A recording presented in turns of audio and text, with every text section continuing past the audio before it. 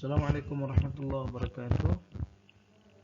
Alhamdulillah, wassalatu wassalamu ala rasulillah wa ala alihi wa ashabihi wa mawala, la hawla wa la quwata illa billah. Pada pertemuan ini, pertemuan yang ke-14, kita akan membahas mengenai perawatan jenazah, di mana perawatan jenazah itu dimulai dari memandikan, mengkafani, mensolati, lalu menguburkan. Apa yang menjadi dasar di mana kita diperintah untuk memandikan jenazah? Yaitu hadis Bukhari, Muslim, Abu Dawud dan Tirmidzi. Dakhala alaina Nabi sallallahu alaihi wasallam hina tuwfiyat ibnatuhu.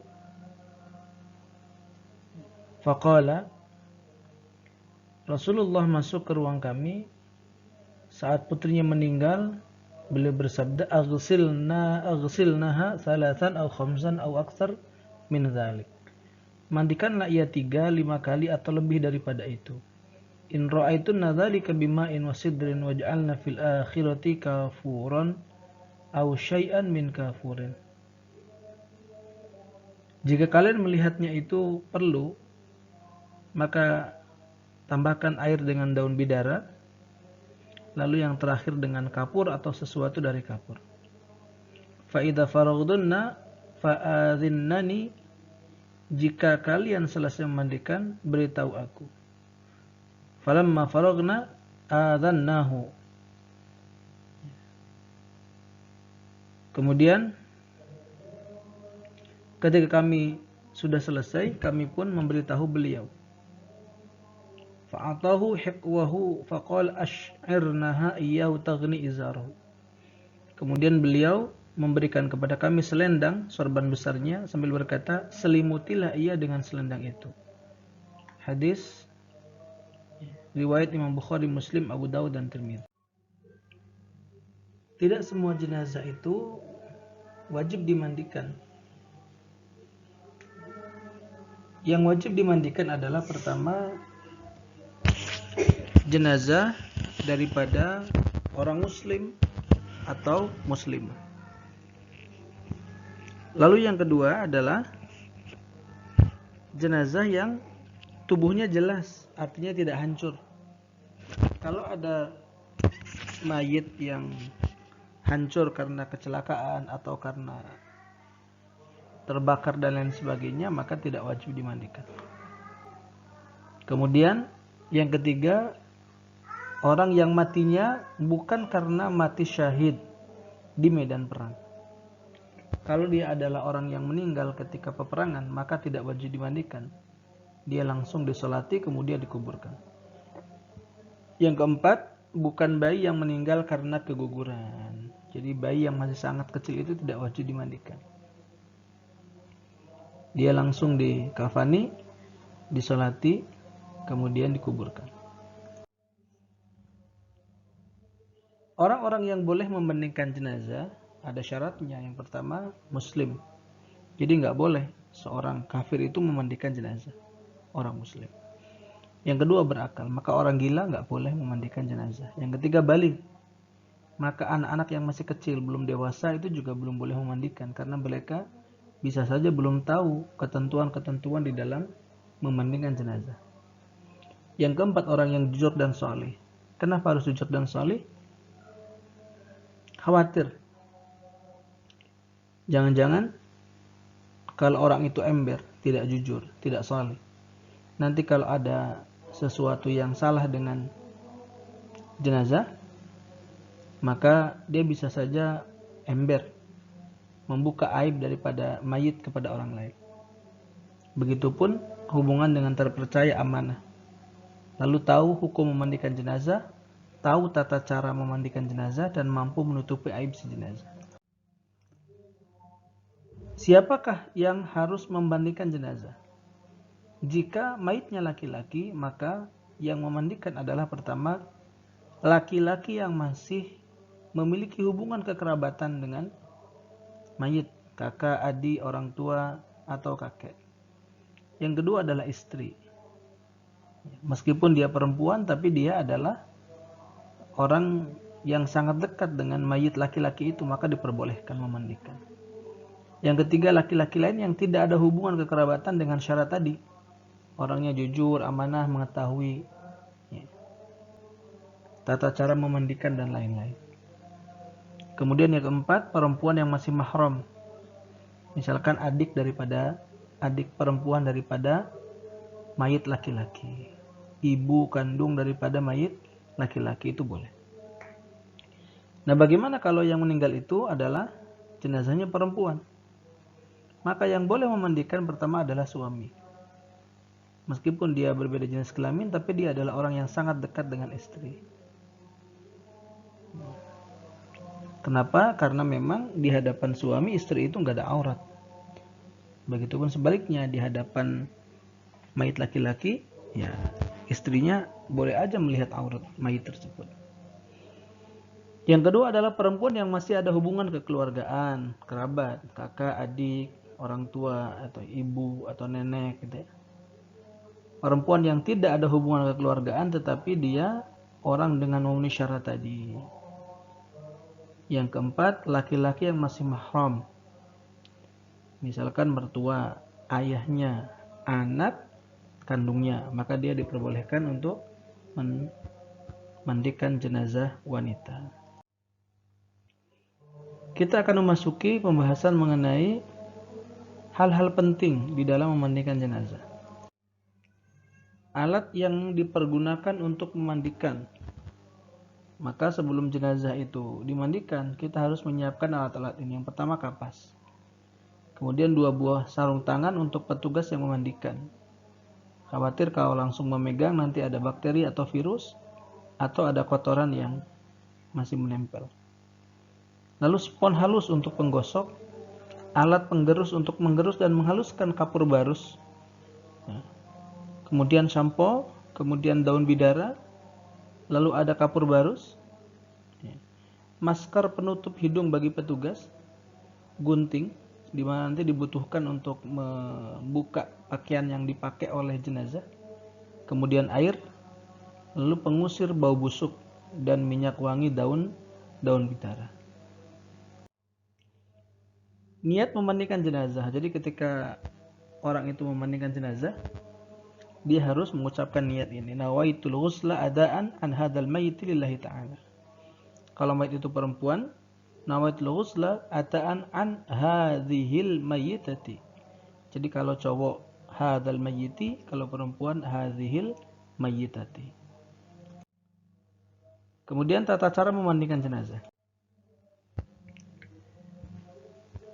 Hukum memandikan jenazah yang pertama hukumnya adalah fardu kifayah. Fardu kifayah itu kewajiban yang kalau sebagian dari warga di situ sudah melakukan, sebagian komunitas daripada orang di situ sudah melakukan, maka gugurlah kewajiban orang-orang yang lain. Sebagaimana hadis riwayat Bukhari dan Muslim, baina rajulun waqifun ma'an nabi. Ada seorang laki-laki yang sedang wukuf bersama Nabi di Arafah. Idh waqa'a an rahilatihi fawaqasathu. Tiba-tiba ia terjatuh dari hewan tunggangannya lalu meninggal. Au qala fa'aqasathu. Faqala Nabi sallallahu alaihi wasallam, kemudian Nabi sallallahu alaihi wasallam bersabda, "Ighsiluhu bima'in wa sidrin." Mandikanlah dia dengan air dan daun bidara, wa kaffinuhu fi thawbain, dan kafanilah dia dengan 2 lapis kain, au qal thawbaihi. Wala tuhannituhu, jangan beri minyak wangi. Wala tukhammiru ra'sahu, jangan tutup kepalanya. Fa innallaha yab'atsuhu yaumal qiyamati yulabbi. Karena Allah akan membangkitkan orang tersebut pada hari kiamat dalam keadaan bertalbiyah. Artinya hadis ini menunjukkan bahwa memandikan itu dilakukan oleh sebagian orang saja, tidak oleh semuanya. Hukum memandikan jenazah. Dalam hadis yang lain, Tufiyat ihda banatin Nabi sallallahu alaihi wasallam fa kharaja faqala igsilna thalathan, seperti yang sudah saya bacakan di awal tadi, sama. Tapi ada sedikit perbedaan. Ya. Fa'ulqiya ilaina haqquhu fadhafarna sya'raha thalatha qurunin wa alqainaha khalfaha. Ya. Setelah selesai, kemudian diberikan kepada kami kain penutup badannya dan kami menguncir rambutnya menjadi 3 kunciran. Lalu kami arahkan ke belakangnya. Hadis riwayat Bukhari Muslim.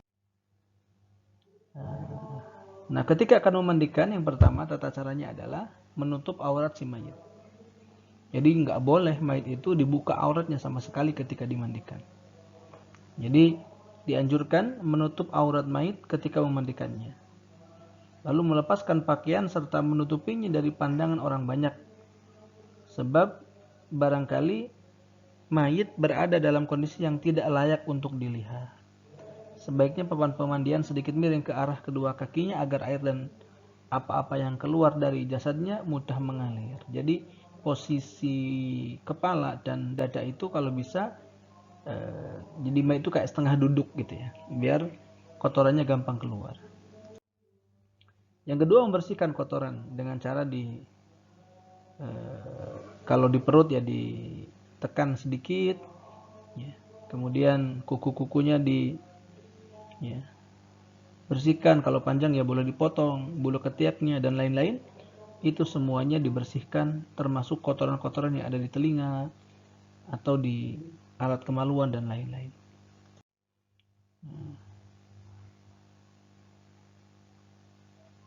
Petugas yang memandikan jenazah hendaklah mengenakan lipatan kain pada tangannya atau sarung tangan tanpa harus melihat atau menyentuh langsung auratnya. Ya.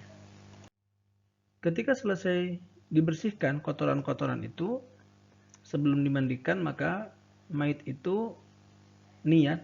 Jadi petugas yang memandikan itu niat, lalu mewudui jenazah sebagaimana wudu orang ketika akan sholat, ya, basuh muka, tangan dan seterusnya. Tetapi nggak perlu menggunakan istinsyak, menghisapkan air ke hidung dan berkumur. Ya. Kemudian juga dianjurkan mencuci rambut dan jenggotnya dengan busa perasan daun bidara atau dengan busa sabun. Ya. Baru kemudian membasuh tubuh jenazah dengan air. Dimulai dari bagian tubuh sebelah kanan, kemudian ke tengkuk, ya. Kemudian tangan kanan, bahu kanan, kemudian belahan dada yang sebelah kanan, kemudian sisi tubuh yang sebelah kanan, kemudian paha, betis, dan telapak yang sebelah kanan. Selanjutnya dibalik jenazahnya, miring ke sebelah kiri, kemudian membasuh belahan punggungnya yang sebelah kanan, kemudian dengan cara yang sama, petugas membasuh anggota tubuh yang sebelah kiri, lalu membalikannya hingga miring ke sebelah kanan dan membasuh belahan punggung yang sebelah kiri. Dan setiap kali membasuh bagian perut si mayit, misalkan keluar kotoran dari tubuh si mayit, maka harus dibersihkan. Ketentuan lain di dalam memandikan jenazah. Apabila sudah bersih, maka yang wajib adalah memandikannya 1 kali. Dan sunnah 3 kali. Artinya membasuhnya 3 kali. Tapi kalau sekali bersih cukup.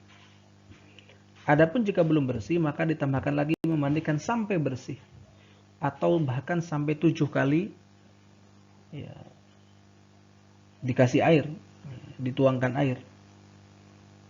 Disunahkan untuk menambahkan kapur barus ketika basuhan yang terakhir, agar jenazah berbau wangi dan segar. Kenapa terakhir? Ya biar baunya terus masih ada, tidak hilang.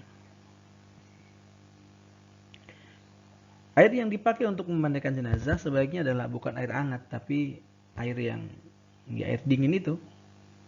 Kecuali memang dalam kondisi yang dibutuhkan, kalau mandinya harus pakai air hangat, misalkan karena kondisi yang sangat dingin dan lain sebagainya. Atau tujuan lain adalah misalkan untuk menghilangkan kotoran-kotoran yang ada pada mayit. Dibolehkan menggunakan sabun untuk menghilangkan kotoran, tetapi tidak boleh mengerik atau menggosok tubuh si mayit dengan cara yang keras. Karena mayit itu baru selesai dicabut nyawanya, kondisinya masih sakit, maka pelan-pelan. Dibolehkan juga membersihkan gigi si mayit dengan siwak atau sikat gigi. Disunahkan juga menyisir rambut si mayit, ya, sebab rambutnya akan gugur dan berjatuhan. Setelah selesai memandikan jenazah ini, petugas mengelapnya dengan kain atau yang semisalnya. Kemudian memotong kumis atau kukunya jika panjang, serta mencabuti bulu ketiak, ya, apabila itu belum dilakukan ketika memandikan, dan diletakkan bersamaan di dalam kain kafan. Jadi diletakkan di situ.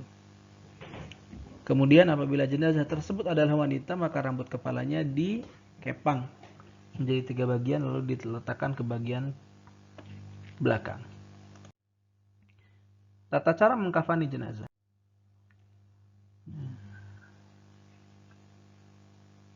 Jenis kain kafan yang digunakan untuk mengkafani jenazah. Misalkan dalil tentang mengkafani jenazah, idza kafana ahadukum akhahu falyuhsin kafanahu. Jika salah seorang dari kalian mengkafani saudaranya, maka kafanilah ia dengan kain yang bagus. Di hadis lain, Ibnu Abbas radhiyallahu anhuma anna Nabiya qala albasu min thiyabikum albayd fa innaha min khairi thiyabikum wa kaffinu fiha mautakum. Jadi disunahkan memang kain kafan itu warnanya putih. Min thiyabikum albayd. Nah, dalam hadis Bukhari Muslim, kuffina Rasulullah fi thalathi athwab bidin sahuliyatin min kursuf laisa fiha qamisun wala imamah. Rasulullah dikafan dalam 3 kain putih yang di dalamnya tidak ada baju gamis dan serban. Cara mengkafani jenazah bagian 1, membentangkan tali-tali pengikat kain kafan secukupnya. Jadi ketika sebelum kain kafan itu ditaruh di tempat, misalkan di kasur atau di dipan, maka kainnya dulu yang ditaruh. Baru berikutnya membentangkan lapis pertama kain kafan di atas tali tersebut, kemudian tambahkan wangian. Yang ketiga, membentangkan lapis kedua, jadi 2 lapis. Setelah itu kemudian tambah juga wangian. Yang keempat, membentangkan lapis ketiga kain kafan di atas lapis kedua kain kafan, kemudian ditambahkan wangian. Yang kelima, sebelum mengkafani jenazah, kain kafan disiapkan dan digelar di samping jenazah yang akan dikafani. Sedangkan jumlah kain kafan yang akan digunakan bisa 1, 3, atau 5 lapis berjumlah ganjil sesuai dengan kadar kemampuan keluarga. Yang keenam, meletakkan jenazah di atas dipan yang telah disediakan dengan membujurkannya sebagaimana ketika sakit dan dimandikan. Jadi kepalanya di utara, kakinya di selatan. Semua anggota tubuh yang berlubang dubur, hidung, telinga disumbat atau bahasa Jawanya disumpel dengan kapas atau kain yang halus. Utamanya adalah lubang dubur, kecuali mulut, karena mulut sudah diikat dengan kain dari dagu sampai kepala. Jadi lubang-lubang itu dikasih kapas. Lembaran kain kafan yang pertama dilipatkan kepada si mayit sambil mengambil kain handuk yang menutup auratnya dengan mendahulukan menutup tubuh bagian kanan. Yang kesembilan, melipatkan lembaran kedua dan seterusnya. Kan tadi ada 3 lapis. Yang pertama selesai, kedua, lalu ketiga. Setiap lipatan atau lembar dilebihkan ke bawah kaki dan ke atas kepala untuk diutas dengan tali. Jadi ketika mengukur panjangnya kain kafan, itu jangan persis dengan tingginya mayit. Kan mayitnya diukur dulu. Tambahkan 30 cm ke bawah, 30 cm ke atas. Atau secukupnya, kira-kira nanti bisa ditali. Setiap lipatan atau lembar kain kafan ditaburi minyak untuk mayar, hanut, dan kapur barus, agar kain kafan tidak cepat rusak. Setelah selesai dari semua lembaran atau lapis, maka diikat dengan seutas tali yang dibuat dari kain kafan agar kafan tidak gampang terbuka. Kain kafan bagi mayit perempuan karena tidak sama dengan kain kafan yang dipakai laki-laki. Kalau laki-laki tadi terdiri dari 3 lapis, maka perempuan itu terdiri dari 5 lembar kain kafan. Lembar pertama menutup seluruh badan seperti yang dipakai di kain kafannya laki-laki. Lembar kedua berfungsi sebagai kerudung kepala. Lembar ketiga berfungsi sebagai baju kurung. Lembar keempat berfungsi untuk menutup pinggang hingga kaki, semacam kayak jarit. Dan lembar kelima berfungsi menutup pinggul dan paha. Hal-hal penting dalam pelaksanaan sholat jenazah. Yang pertama niat. Kalau dia laki-laki, usolli ala hadzal mayyiti arba'at takbiratin fardhu kifayatin lillahi ta'ala. Niat ini di dalam hati, tapi sunnah dilafalkan dengan lisan. Kalau dia perempuan, beda. Hadzihil mayyitati. Usolli ala hadzihil mayyitati arba'at takbiratin fardhu kifayatin lillahi ta'ala. Lalu takbir. Allahu Akbar. Takbir pertama membaca Al-Fatihah. Takbir kedua membaca sholawat kepada Nabi. Allahumma sholli ala Muhammad, minimal itu. Atau sholawat Ibrahimiyah. Kama shollaita ala Ibrahim wa ala ali Ibrahim dan seterusnya. Setelah takbir yang ketiga membaca, kalau dia laki-laki, Allahumma gfir lahu warhamhu wa'afi wa'fu anhu wa akrim nuzulahu wa wasi' madkhalahu wa ghsilhu bima'in wa thaljin wa bardin wa naqqihu minal khataya kama yunaqqa thawbul abyadi minad danas wa abdilhu daran khairan min darihi wa ahlan khairan min ahlihi wa zawjan khairan min zawjihi wa qihi fitnatal qabri wa adzaban nar. Kalau perempuan tinggal diganti domirnya menjadi Allahumma gfir laha warhamha wa'afiha wa'fu anha wa akrim nuzulaha wa wasi' madkhalaha wa ghsilha bima'in wa thaljin wa bardin wa naqqiha minal khataya kama yunaqqa thawbul abyadu minad danas wa abdilha daran khairan min darihi wa ahlan khairan min ahliha wa abdilha daran khairan min dariha wa ahlan khairan min ahliha wa zawjan khairan min zawjiha wa qiha fitnatal qabri wa adzaban nar. Atau cukup yang pendek, misalkan gak hafal sepanjang itu, langsung Allahumma gfir lahu warhamhu wa'afihi wa'fu anhu. Kalau perempuan, Allahumma gfir laha warhamha wa'afiha wa'fu anha.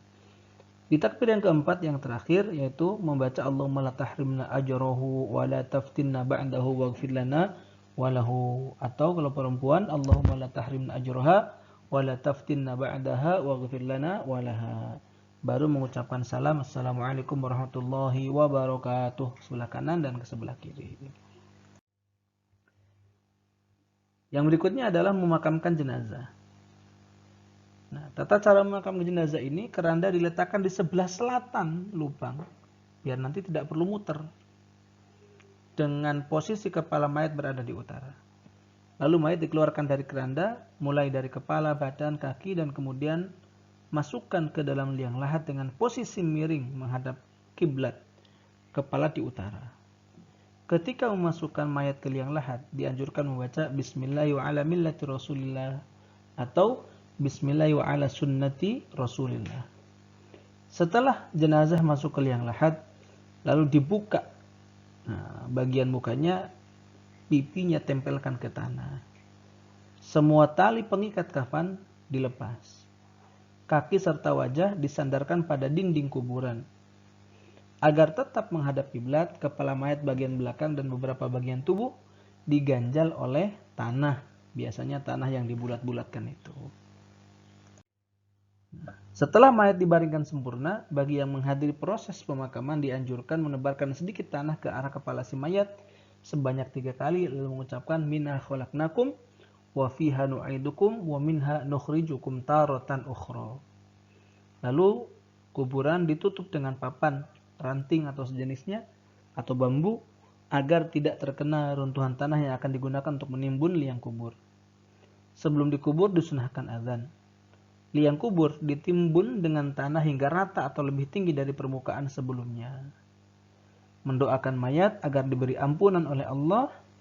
Bagi pengikut mazhab Syafi'i dianjurkan membaca talqin untuk mayit agar dipermudahkan dalam menjawab pertanyaan malaikat mungkar nakir di kuburan. Demikian yang bisa saya sampaikan. Mohon maaf atas segala kekurangan. Assalamualaikum warahmatullahi taala wabarakatuh.